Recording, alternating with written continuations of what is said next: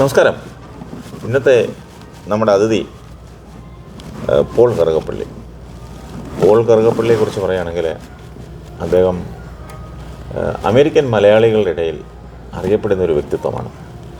എങ്ങനെ അറിയപ്പെടുന്നു എന്നുള്ളതാണ് നിങ്ങളുടെ ചോദ്യമെങ്കിൽ വളരെ സിമ്പിളാണ്. സാമൂഹിക, സാമുദായിക, സാംസ്കാരിക രംഗത്തെല്ലാം ഒരു നിറസാന്നിധ്യമാണ് പോൾ കറുകപ്പള്ളി. മലയാളികൾ എവിടെയൊക്കെ എത്തപ്പെടാമോ, എങ്ങനെ പൊതുരംഗത്ത് എവിടെയൊക്കെ എത്തപ്പെടാമോ അവിടെയെല്ലാം കറുകപ്പള്ളിയുടെ ഒരു നിറസാന്നിധ്യമുണ്ട്. ഇത് ഞാൻ പറഞ്ഞതല്ല, ഇത് ഇവിടുത്തെ ഓരോ മലയാളികളും പറയുന്നതാണ്. പോൾ കറുകപ്പള്ളി എന്ന് പറഞ്ഞാൽ അദ്ദേഹത്തെ അറിയാത്ത മലയാളികൾ നന്നേ ചുരുക്കം. ഇവിടുത്തെ അമേരിക്കൻ മലയാളികളിൽ 99% ആളുകളും പോൾ കറുകപ്പള്ളിയെ അറിയുന്നവരാണ്. പോൾ കറുകപ്പള്ളിയുടെ പേര് പറഞ്ഞാൽ മതി. അത് സഭകളിൽ, ഓർത്തഡോക്സ് സഭയിലെ ക്രൈസ്തവ സഭകളിലായാലും അല്ലെങ്കിൽ ഇവിടുത്തെ സാംസ്കാരിക രംഗങ്ങളിലായാലും എവിടെയായിരുന്നാലും അദ്ദേഹം ഒരു നിറസാന്നിധ്യമാണ്. ഇദ്ദേഹം 2 വർഷം 2 ടൈം, സാധാരണഗതിയിൽ ഒരു ടൈമേ ഫൊക്കാനയുടെ പ്രസിഡൻ്റ് ആകാൻ പറ്റൂ. അദ്ദേഹം 2 ടൈം ഫൊക്കാനയുടെ പ്രസിഡൻ്റ് ആയിരുന്നിട്ടുണ്ട്. ഫൊക്കാനയുടെ ചരിത്രത്തിൽ 2 ടൈം പ്രസിഡൻ്റ് ആയിരുന്നിട്ടുള്ളത് ഡോക്ടർ അനിരുദ്ധൻ. അദ്ദേഹം ആണ് ഇതിൻ്റെ സ്ഥാപകൻ. അദ്ദേഹവും അത് കഴിഞ്ഞാൽ പിന്നെ പോൾ കറുകപ്പള്ളി, ഇവർ രണ്ടുപേരുമാണ് ഫൊക്കാനയുടെ ചരിത്രത്തിൽ 2 പ്രാവശ്യം പ്രസിഡൻ്റായിട്ടിരുന്നത്. അപ്പോൾ ഫൊക്കാനെക്കുറിച്ചൊക്കെ ഞാൻ കഴിഞ്ഞ ദിവസങ്ങളിലൊക്കെ ഞാൻ പറഞ്ഞിട്ടുള്ളതാണ്. അതിനെക്കുറിച്ച് ഞാൻ വീണ്ടും ആവർത്തിക്കുന്നില്ല. അപ്പം അങ്ങ് 2 പ്രാവശ്യം പ്രസിഡൻ്റായിരുന്നു. അപ്പോൾ ഈ 2 പ്രാവശ്യം പ്രസിഡൻ്റായിരുന്നു എന്നത് ഒഴിച്ച് ബാക്കിയുള്ള പിന്നിലും മുന്നിലും വന്നവർ ആയിട്ടില്ല. അതെന്താ അങ്ങനെ 2 ടൈം പ്രസിഡൻ്റായിട്ട് ഇരിക്കാനുള്ളൊരു സാഹചര്യം ഉണ്ടായത്? ഞാൻ ഇവിടെ ആദ്യമായിട്ട് അമേരിക്കയിൽ ഇവിടെ വന്നത് 1980 അമേരിക്കയിൽ വരുന്നു. അത് കഴിഞ്ഞ് 83, 81, 82 ലോക്കൽ സംഘടനകളൊക്കെ പ്രവർത്തിച്ച് അതിൻ്റെ ഭാരവാഹിത്വമൊക്കെ എടുത്ത് അങ്ങനെ ഇരിക്കുമ്പോഴാണ് ഡോക്ടർ അനിരുദ്ധൻ്റെ നേതൃത്വത്തിൽ ഫൊക്കാന എന്ന് പറഞ്ഞ ഈ എല്ലാവരും കൂടി അത് വേറെ ഒരു ഇതിലല്ല ഞങ്ങൾ ഉദ്ദേശിക്കുന്ന മാതിരി നാട്ടിലെല്ലാവരും നന്നാക്കാനോ അമേരിക്കയിലുള്ളവരെ നന്നാക്കാനല്ല, എല്ലാവരുമായിട്ട് ഒരു സൗഹൃദ ബന്ധം പുലർത്താൻ വേണ്ടിയാണ് 83 ഇത് തുടങ്ങി. അന്ന് മുതൽ അതിനിടയ്ക്ക് ഫൊക്കാനയുടെ സ്ഥാപക നേതാക്കളിൽ ഒരാളാണോ? ഓ, അത് ശരി. ഫൊക്കാനയുടെ സ്ഥാപക നേതാക്കളിൽ ഒരാളാണ് പോൾ കറുകപ്പള്ളി. അപ്പോൾ ഇതോടെ ഇദ്ദേഹവും കൂടെ ചേർന്നാണ് അനിരുദ്ധനോടൊപ്പം, ഡോക്ടർ അനിരുദ്ധൻ അദ്ദേഹത്തോടൊപ്പം ഇവരെല്ലാം കൂടെ ചേർന്നാണ് ഈ സംഘടന ഉണ്ടാക്കിയത്. ആദ്യത്തെ കൺവെൻഷൻ മുതൽ അദ്ദേഹത്തോടുകൂടി ഇപ്പോഴും പ്രവർത്തിച്ചുകൊണ്ടിരിക്കുന്ന ഒരു വ്യക്തിയാണ്. അത് കഴിഞ്ഞ് നമ്മൾ ഏകദേശം 40 വർഷമായില്ലേ? 40 വർഷവും ഈ 40 വർഷം ഉണ്ടായിട്ട് 40 വർഷമായി. 40 വർഷവും ഈ കൺവെൻഷന് ഫാമിലി ആയിട്ട് പോകുന്ന ഒരു വ്യക്തിയാണ്. അതുപോലെ ഈ 40 വർഷവും ഏതെങ്കിലും ഒരു ഭാരവാഹിത്വം ഞാൻ ഏറ്റെടുക്കാറുണ്ട്. അത് നന്നായിട്ട് ചെയ്യാറുണ്ട്. അതിനുവേണ്ട സപ്പോർട്ട് 40 വർഷമൊക്കെ പുതിയ കമ്മിറ്റികളൊക്കെ വരുമ്പോൾ അതിനുള്ള സപ്പോർട്ടുകളൊക്കെ പിന്നിൽ നിന്ന്. പിന്നീട് നിങ്ങൾ ചോദിച്ച 2 പ്രാവശ്യം പ്രസിഡൻ്റായിട്ട് വരാൻ കാരണം എന്നാ വെച്ചിട്ടുണ്ടെങ്കിൽ ഫൊക്കാനയിൽ ഒരു പ്രതിസന്ധി ഉണ്ടായി 2006. 2006 പ്രസിഡന്റ് സമിതി ഉണ്ടായി കഴിഞ്ഞപ്പോൾ കേസ് നടന്നു. ആ കേസ് ഞങ്ങൾ വിജയിച്ചു. ഫൊക്കാനയുടെ ഗ്രൂപ്പ് വിജയിച്ചു, ഒരു ഗ്രൂപ്പ് മാറിപ്പോയി. ആ സമയത്ത് ഞാൻ തമ്പിച്ചാക്കോ ആയിരുന്നു ആ സമയത്ത് നിന്ന പ്രസിഡന്റ്. ആ സമയത്ത് തമ്പിച്ചാക്കോട് ചോദിച്ചു, തമ്പിച്ചാക്ക് ആ സമയത്ത് എന്നെ വെച്ചിട്ടുണ്ടെങ്കിൽ 7-8 മന്ത് കൊണ്ടു നടക്കാനായിട്ടും സാധിച്ചില്ല. അപ്പം ഞാൻ പറഞ്ഞു, ഞാൻ ഏറ്റെടുത്തു ഫിലോഡൽഫിയയിൽ. സാധാരണ ഫൊക്കാനയുടെ പ്രസിഡന്റ് വരുമ്പോൾ അതാത് സ്റ്റേറ്റിൽ മാത്രമാണ് കൺവെൻഷൻ നടത്താറ്. ഇത് ഫിലോഡൽഫിയയിൽ, ഞാൻ ന്യൂയോർക്കിലായിരുന്നു, ഫിലോഡൽഫിയയിലാണ് കൺവെൻഷൻ നടത്തിയത്. അപ്പോൾ അത് ഏറ്റെടുത്ത് നല്ല ഭംഗിയായിട്ട് എന്നെ വളരുന്ന സമയത്ത് ഫൊക്കാനയെ വളർത്തി അതിന് എന്നെ സപ്പോർട്ട് ചെയ്ത ധാരാളം ആളുകളുണ്ട്. അതിൽ ഒരു പ്രതിസന്ധി ഘട്ടം വന്നപ്പോൾ, ഫൊക്കാനയ്ക്ക് ഒരു പ്രതിസന്ധി ഘട്ടം വന്നപ്പോൾ അതിനെ ഏറ്റെടുത്ത് പഴയതുപോലെ അതിൻ്റെ എല്ലാ ആർജവും ഉൾക്കൊണ്ടുകൊണ്ട് തന്നെ അതിനെ റെഡിയാക്കി ആ പ്രതിസന്ധി ഘട്ടങ്ങൾ തരണം ചെയ്യാനുള്ള സാഹചര്യങ്ങളെല്ലാം ഒരുക്കി അതിനെ മുന്നോട്ട് നയിക്കാനുള്ളൊരു സാഹചര്യം അദ്ദേഹം ഉണ്ടാക്കി എന്നുള്ളതാണ് അതിൻ്റെ ഒരു. സെക്കൻഡ് ടൈം വന്ന് ഇപ്പോൾ ന്യൂയോർക്കിലാണ് കൺവെൻഷൻ. അപ്പോൾ എനിക്ക് ഏറ്റവും കൂടുതൽ ആഗ്രഹം എന്ന് വെച്ചിട്ടുണ്ടെങ്കിൽ ആൽബനി എന്ന് വെച്ചിട്ടുണ്ടെങ്കിൽ ന്യൂയോർക്കിൻ്റെ തലസ്ഥാന നഗരിയിൽ ഒരു കൺവെൻഷൻ വയ്ക്കണമെന്നുള്ള ആഗ്രഹത്തിലാണ് ഞാൻ 2010 2008 മുതൽ 2010 വരെയുള്ള. ഇതിനിടയ്ക്ക് ഞാനൊരു കാര്യം പറഞ്ഞു, ഈ ഫൊക്കാനയുടെ കാര്യം പറയുമ്പോൾ ഈ ഫൊക്കാന ഇടയ്ക്ക് മീറ്റിങ്ങുകൾക്കൊക്കെ കൂടും, പിന്നെ ചാരിറ്റി പ്രവർത്തനങ്ങളൊക്കെ ഒത്തിരി നടത്തും, എല്ലാ സ്റ്റേറ്റിലൊക്കെ ഇവർ സഞ്ചരിക്കുകയും എല്ലാ കേരളത്തിലുൾപ്പെടെ അവർ വരികയും കാര്യങ്ങളൊക്കെ ഒത്തിരി ചെയ്യും. പക്ഷേങ്കിലും ഇവരുടെ ഒരു അതിൻ്റെ ഏറ്റവും പ്രധാന പരിപാടി എന്ന് പറയുന്നത് കൺവെൻഷനാണ്. അതൊന്ന് കേരളത്തിൽ വെച്ചും ഒന്ന് ഇവിടെ അമേരിക്ക വെച്ചും. അത് അമേരിക്കയിലെ ഏത് സ്റ്റേറ്റിലും ആകാം. കാനഡ വെച്ച് നടത്തിയിട്ടുണ്ട്. കാനഡയിൽ വെച്ച് നടത്തി. ഇപ്പോൾ കാനഡയിൽ നിന്നാണ് ഒരു പ്രസിഡന്റ് വരുന്നതെങ്കിൽ കാനഡ നിർബന്ധമായിട്ടും കാനഡ വെച്ചായിരിക്കും അടുത്ത കൺവെൻഷൻ. അപ്പോൾ എന്ന് പറഞ്ഞ പോലെ ഇപ്പോൾ പ്രസിഡന്റ് ഇപ്പോൾ ന്യൂയോർക്ക് താമസിക്കുന്ന ആളാണ് പുതിയ പ്രസിഡന്റായിട്ട് വരുന്നതെങ്കിൽ ന്യൂയോർക്കിലായിരിക്കും കൺവെൻഷൻ. അപ്പോൾ പിന്നെ ന്യൂജേഴ്സിയിലായിരുന്നെങ്കിൽ ന്യൂജേഴ്സിയിലാണ്. ഇപ്പോഴത്തെ പ്രസിഡന്റ് ന്യൂജേഴ്സിയിലാണ്. അപ്പോൾ ന്യൂജേഴ്സിയിലായിരിക്കും സ്വാഭാവികമായിട്ടും കൺവെൻഷൻ അടുത്തത് നടക്കാൻ പോകുന്നത്. ഇവരുടെ ഞാൻ പറഞ്ഞില്ലേ, ഏറ്റവും പ്രധാനപ്പെട്ട ഒരു പരിപാടി ഈ കൺവെൻഷനാണ്. ആ കൺവെൻഷൻ്റെ ഭംഗിയായിട്ട് 2010 ഞാൻ പറഞ്ഞല്ലോ, 2010 അൽബനിൽ വെച്ച് കൺവെൻഷൻ്റെ ഏറ്റവും കൂടുതൽ സ്പോൺസേഴ്സ് അന്ന് ഈ പ്രതിസന്ധി ഉണ്ടായിരിക്കുന്ന സമയത്ത് ഏറ്റവും കൂടുതൽ എനിക്ക് സപ്പോർട്ട് ചെയ്തത് നാട്ടിലെ നിന്നുള്ള ബിസിനസ്സുകാരാണ്. നാട്ടിൽ നിന്നുള്ള ബിസിനസ്സുകാരാണ് അദ്ദേഹത്തെ പിന്തുണച്ചത്. അപ്പം ഇവിടെ അമേരിക്ക മാത്രമല്ല, നാട്ടിലും അദ്ദേഹത്തിൻ്റെ ആ ഒരു സ്വാധീനം, ബിസിനസ്സുകാരുടെ ഇടയിലുള്ള ആ ഒരു സ്വാധീനം.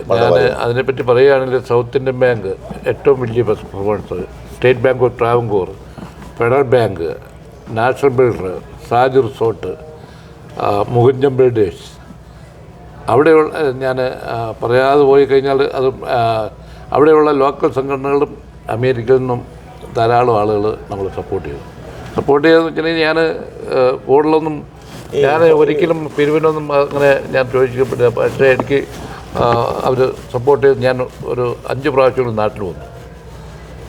എൻ്റെ ഞാൻ ഫുൾ ടൈം ജോലി ചെയ്യുന്നുണ്ട്.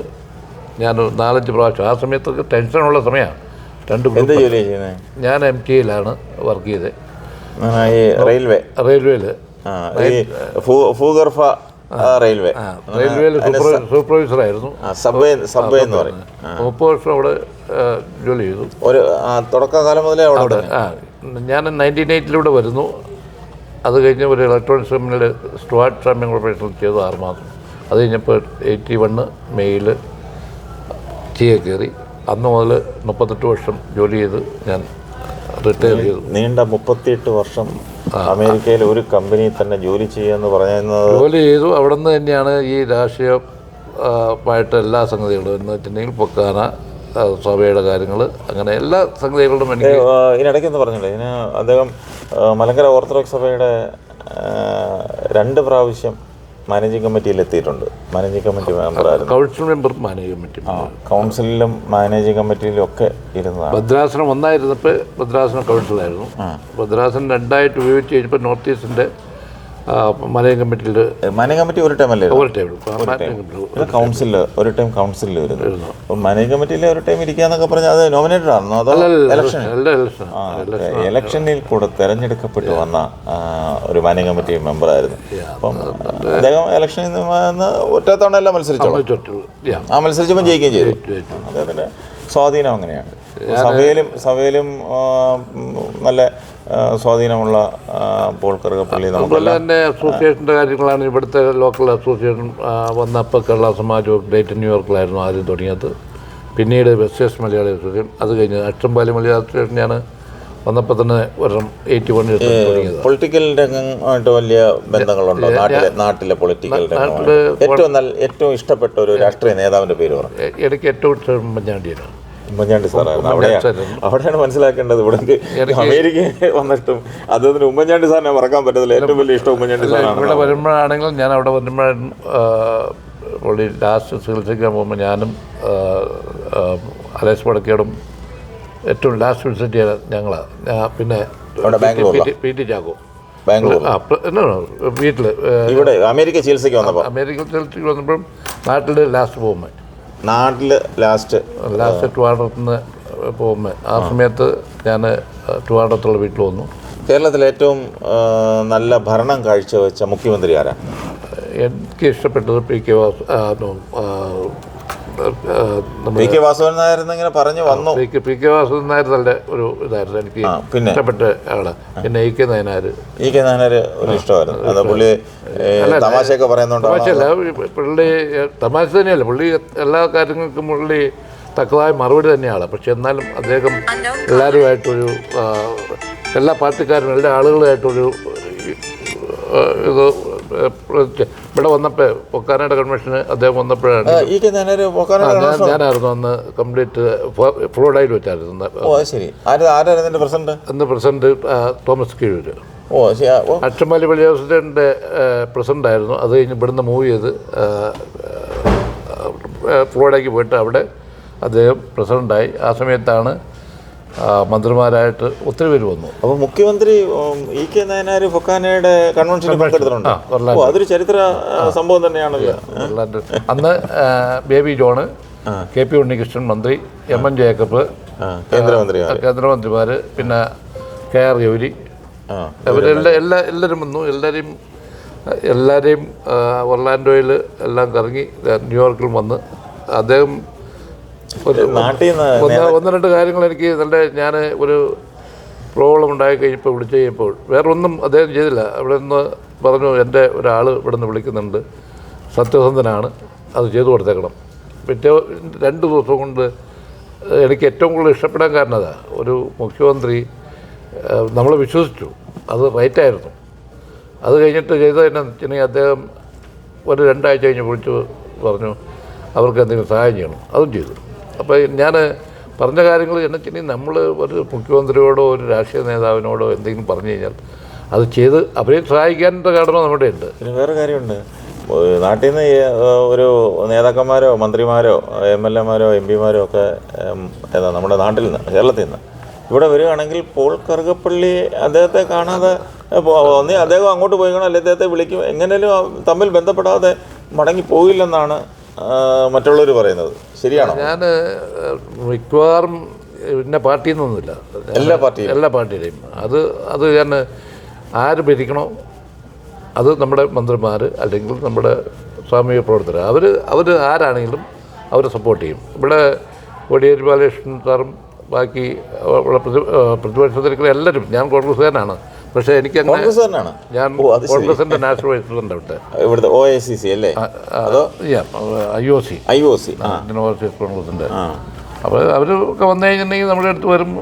എല്ലാവരുമായിട്ട് രാഷ്ട്രീയം നോക്കിയല്ല, അല്ല രാഷ്ട്രീയം നോക്കിയല്ല. നമ്മുടെ നാട്ടിൽ നിന്ന് ഒരു നേതാവ് വരും, എനിക്ക് രാഷ്ട്രീയമുണ്ട്, ഇപ്പോഴത്തെ മുഖ്യമന്ത്രിയാണെങ്കിലും ഞങ്ങൾ അടുപ്പോടെ നാളത്തെ പരിപാടിക്കാണെങ്കിലും ഞാൻ ലോക കേരള സഭയിലെ 3 ടൈമും സ്ഥിരം മെമ്പറാണ്, പങ്കെടുക്കുകയും ചെയ്യുന്നുണ്ട്. ഞാൻ എന്ത് കാര്യം ഏൽപ്പിച്ച് കഴിഞ്ഞാലും ഞാൻ അവിടെ പങ്കെടുക്കുക, അല്ലെങ്കിൽ പിന്നെ നമ്മൾ അത് ഏറ്റെടുത്തിട്ട് കാര്യമില്ല. അപ്പം കേട്ടല്ലോ, അപ്പം ഇതാണ് പോൾ കറുകപ്പള്ളി. നമ്മുടെ നാട് പോലെ അമേരിക്കയെ സ്നേഹിക്കുകയും അമേരിക്കയിൽ നിൽക്കുമ്പോൾ നമ്മുടെ നാടിനെ സ്നേഹിക്കുകയും ചെയ്യുന്ന ഒരു നല്ലൊരു മനുഷ്യസ്നേഹി കൂടെയാണ്. ഒരുപാട് ചാരിറ്റി പ്രവർത്തനങ്ങളൊക്കെ ചെയ്യുന്ന പോൾ കറുകപ്പള്ളി. അദ്ദേഹത്തിന് വലിയ സമ്പാദ്യങ്ങളോ ഒന്നും ഉണ്ടെന്ന് പറയുന്നില്ല, പക്ഷേ അദ്ദേഹത്തിന് ഉള്ള സമ്പാദ്യം ഇതാണ്, സുഹൃത്ത് വലയങ്ങളാണ് അദ്ദേഹത്തിൻ്റെ ഏറ്റവും വലിയ സമ്പാദ്യം. എനിക്ക് ബിസിനസ് പരമായിട്ടുണ്ട്, നാട്ടിലുണ്ട്, ഇവിടെ ഞങ്ങൾ ബിസിനസ് ആയിരുന്നു. ഇവിടെ ബിസിനസ് ആണ് അദ്ദേഹത്തിൻ്റെ ഒരു മെയിൻ ജോലി ഉണ്ടെങ്കിലും ബിസിനസ്സിലാണ് റിയൽ എസ്റ്റേറ്റ് ഉൾപ്പെടെയുള്ള ബിസിനസ്സിലാണ് അദ്ദേഹം കോൺസെൻട്രേറ്റ് ചെയ്തിരിക്കുന്നത്. നാട്ടിലും ചെയ്യാറുണ്ട്. പക്ഷേ ഇതൊക്കെ ആണെങ്കിലും നല്ലൊരു, ഞാൻ മുമ്പേ പറഞ്ഞില്ലേ, നല്ലൊരു മനുഷ്യസ്നേഹിയാണ്. ആർക്ക് ഒരു പ്രയാസം വന്ന് അദ്ദേഹത്തെ സമീപിച്ചാലും ശരി തന്നെ അദ്ദേഹത്തെ കൊണ്ടാവുന്ന കാര്യങ്ങളൊക്കെ അദ്ദേഹം ചെയ്യും. ഇപ്പം നമ്മുടെ നാട്ടിലൊക്കെ ഒരു പഴമൊഴി പറയാറുണ്ട്, ഊണ് കൊടുത്തില്ലെങ്കിൽ ഊട്ടുവര കാണിച്ചു കൊടുക്കുമെന്ന്. അപ്പം അദ്ദേഹത്തിന് ഉണ്ണാൻ കൊടുക്കാൻ പറ്റിയില്ലെങ്കിലും അദ്ദേഹം ഊട്ടുവര കാണിച്ചു കൊടുക്കും. അപ്പം അങ്ങനെയുള്ള പോൾ കറുകപ്പള്ളി, നമുക്ക് അദ്ദേഹത്തെ പരിചയപ്പെട്ടതിൽ വളരെ സന്തോഷം. വീണ്ടും കാണാം. Okay, thank you Benny.